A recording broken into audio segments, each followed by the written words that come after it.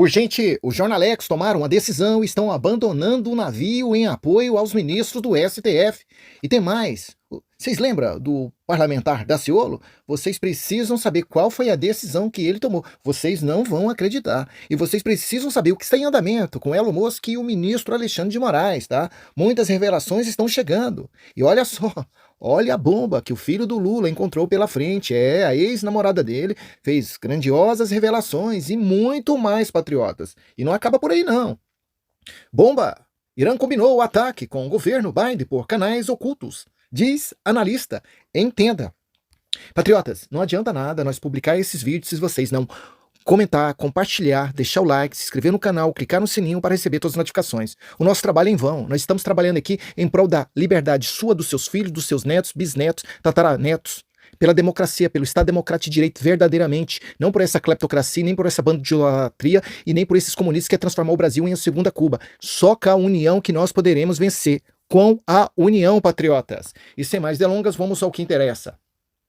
No sábado 31, o céu do Oriente Médio foi palco de um ataque do Irã, Israel, com centenas de drones de reis. Segundo a analista Trita Parsi, o ataque foi meticulosamente planejado para evitar uma guerra regional. Houve uma coordenação e coreografia entre os Estados Unidos e Irã por meio de canais secretos, revela Parsi, que nasceu no Irã, é um dos fundadores do Conselho Nacional Iraniano-Americano, atualmente vice-presidente do Chris Group, um instituto de pesquisa em Washington. A intenção de Teherã era demonstrar que estava retaliando o ataque israelense, mas sem expandir a guerra, explica Parsi. A empresa estatal iraniana informou que Hossein Salamin, comandante da Guarda Revolucionária Iraniana, sugeriu que seu ataque havia terminado e que o país responderia a qualquer retaliação israelense. Nesse contexto, Parsi afirma que os Estados Unidos desempenharam um papel crucial na prevenção de um conflito regional. No entanto, ele acredita que, se não fosse pelos Estados Unidos, o mundo não estaria nessa situação. Ele diz que o governo de Joe Biden ajudou a levar a região à beira de um precipício, ao não impedir que Israel tentasse iniciar a guerra. Gente, o que aconteceu? O que aconteceu é porque o Irã alega que Israel atacou a embaixada deles. E por causa disso, eles fizeram essa retaliação. Mas foi uma retaliação que eles alegam ter feito contra Israel sem mais delongas. Quer dizer, eles não iriam continuar com essa retaliação dias após dias contra Israel. Isso aí só foi para demonstrar para Israel que caso se eles fizessem de novo contra eles, teria uma resposta, né, contra Israel, da mesma forma que eles fizeram. E nessa matéria aqui, eles alegam que por causa das decisões de Joy, né, Israel e o Irã tá passando o que está passando hoje. Gente, eu não vou muito longe não. Vocês se lembram daquele país lá, o Afeganistão? Vocês se lembram desse país? Que os Estados Unidos, né, interviu lá com as suas tropas e aí tomou conta juntamente com a população daquele país e colocou aquele país, né, ordem em progresso. E aí o que aconteceu depois que Joe Biden assumiu lá? Ele falou que as Forças Armadas dos Estados Unidos era para sair lá do Afeganistão. E eles saíram e deixaram todo o armamento pesado lá para o povo do Afeganistão usar. Mas só que muitos daqueles militares que estavam lá no Afeganistão ainda não estavam preparados para usar aqueles militares, como helicópteros, caças, armamentos, né, de um grande alcance bélico. E aí o que aconteceu? Aqueles terroristas, né, que fugiram, né, depois que os Estados Unidos entraram lá, voltaram para aquele país e agora vocês estão vendo o que está acontecendo. Então esse Joy, ele é um cara, meu irmão, que está afundando os Estados Unidos, viu? Esperamos que ele não continue, viu, nas próximas eleições, porque se ele continuar, meu Deus do céu, talvez o mundo não poderá contar a história do que poderá acontecer daqui para frente, viu?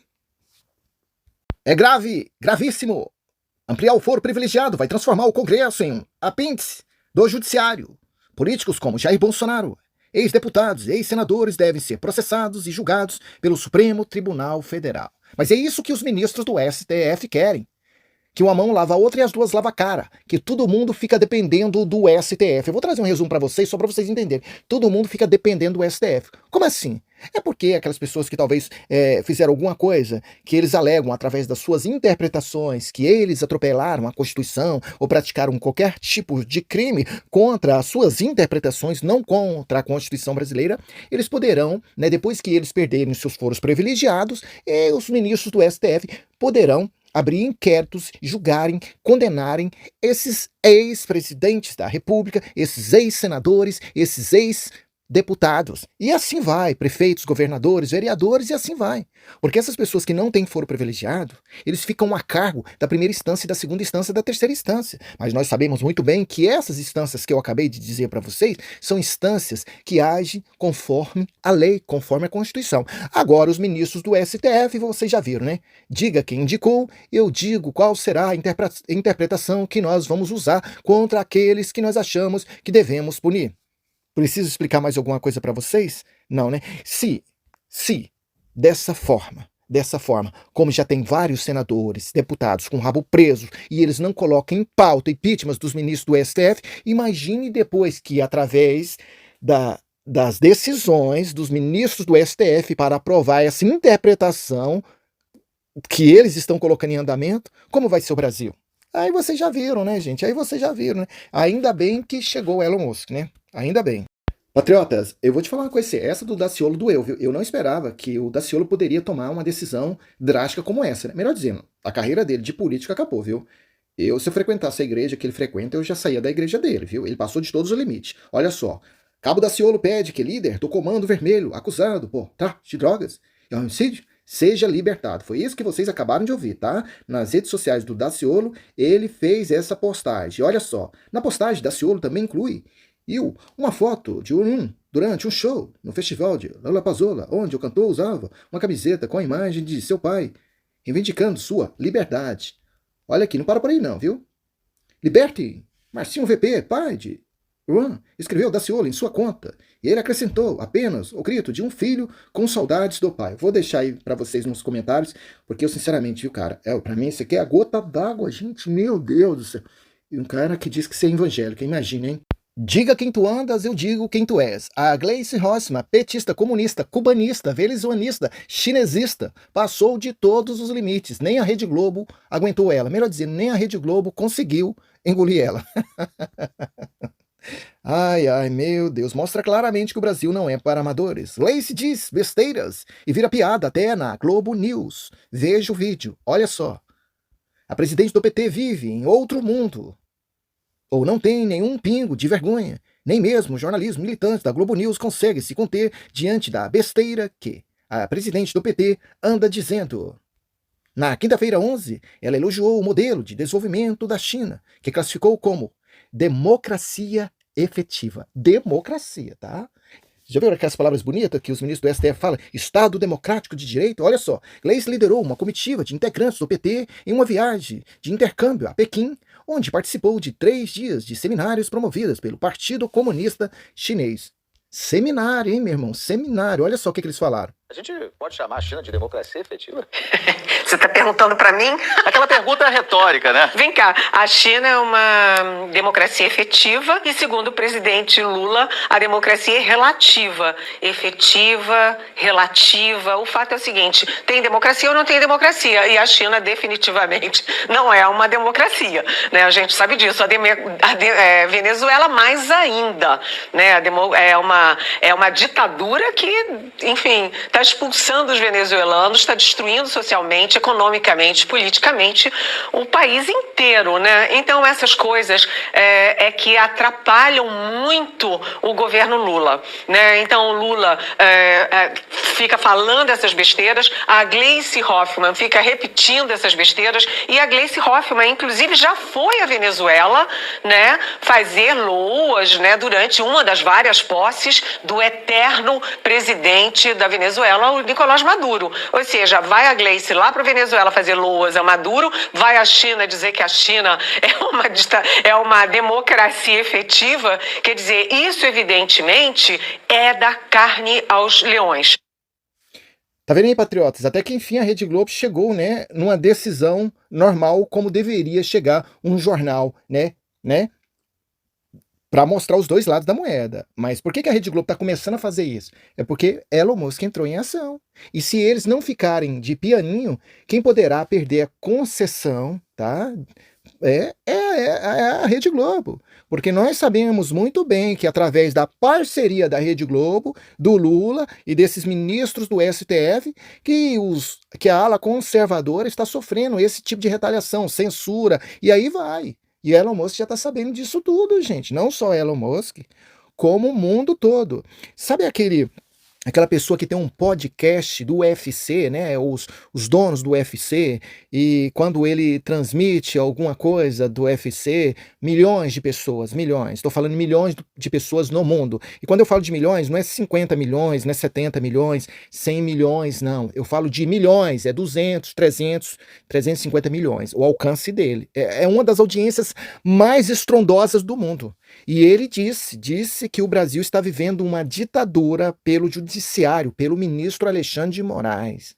Agora imagine a repercussão que isso causou no mundo todo. Quer dizer, a Rede Globo perante esse cara do podcast do UFC é naniquinha, é um grão de mostarda. Tá?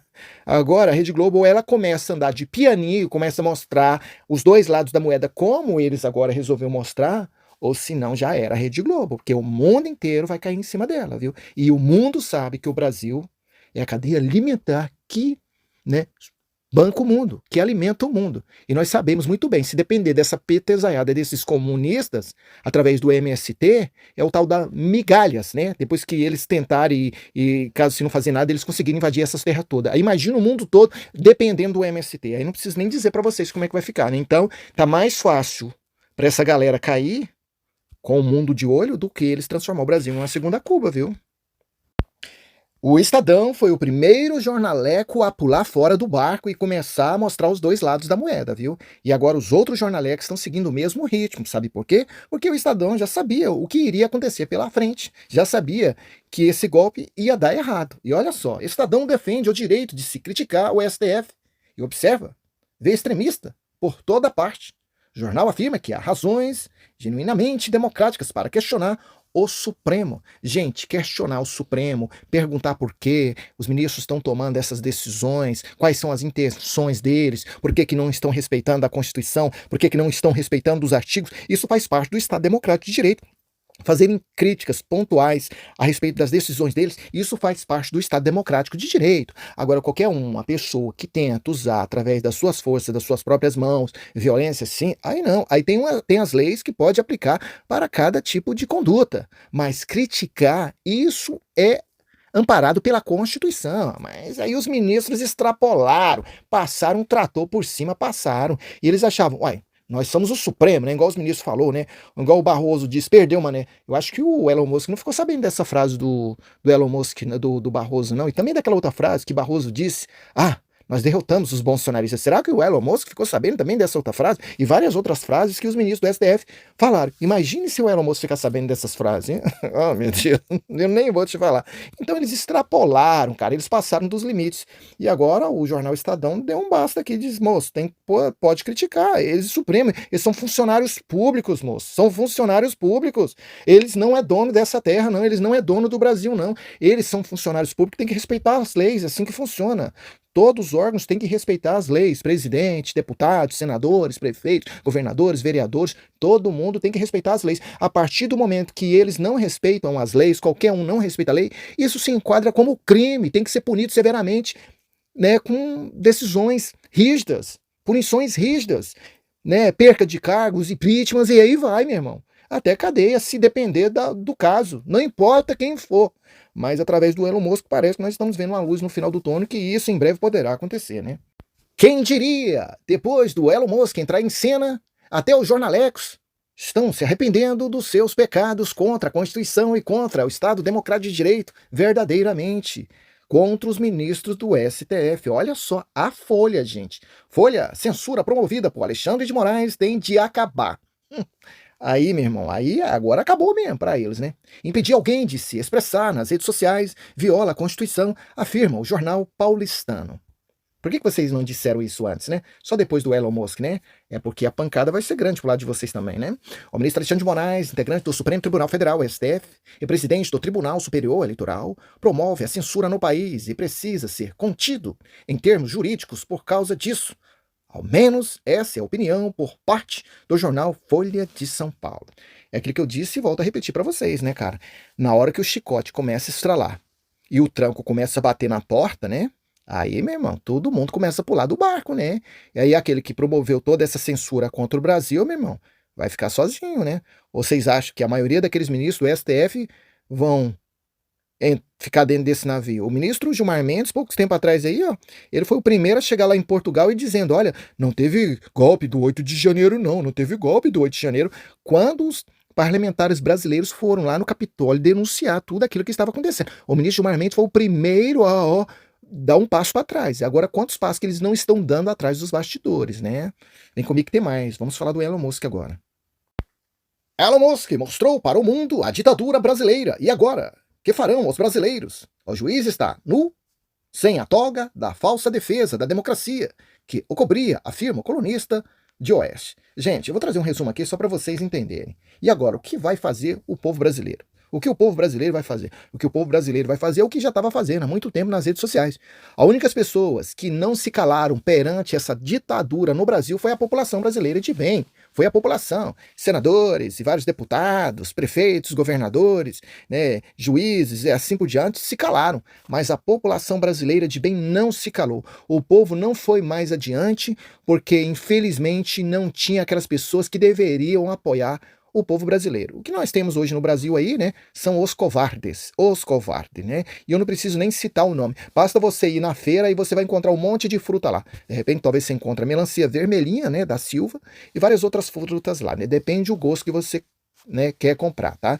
E lembrando que a melancia é docinha, né? Mas essa melancia aí do Brasil aí que eu tô falando, ela tá mais azeda do que, né? Então, gente, o povo ficou só o povo. E o presidente Bolsonaro.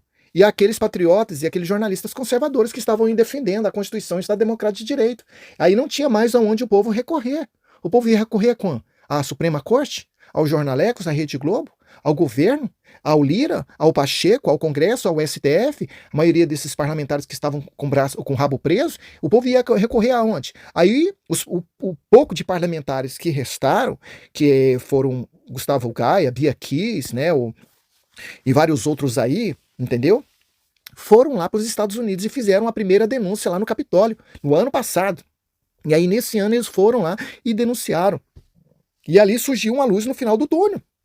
E aí, meu irmão, aí quando todo mundo achava que o Brasil estava perdido, que a ditadura ia ser implantada no Brasil e que Bolsonaro iria ser preso, chegou o Elon Musk. Chegou o Elon Musk e deu um basta no final de semana. Falou, pera aí, calma aí, quem são vocês? Supremo é Deus, tá? E lembrando que eu sou um dos homens mais poderosos do mundo. Ele não precisa nem falar isso, tá? Influente do mundo, mas ele só chegou e perguntou para ele: por que, ministro Alexandre de Moraes, você está fazendo isso com o Brasil? Censurando a população. Ele só fez perguntas. Ele só fez perguntas. As perguntas desse homem mais poderoso do mundo abalou os ministros do STF. Que eles não puderam tomar nenhum tipo de reação. A única reação que os ministros do STF tomaram, o Felipe Neto já veio a público dizendo que foi um erro deles de, né, abrir uma investigação, um inquérito para investigar o Elon Musk. O Felipe Neto disse, isso foi um erro, né, porque até então parece que o Elon Musk queria que os ministros do STF, através das suas decisões, banisse o Twitter, né, para mostrar ao mundo que existe uma ditadura no Brasil.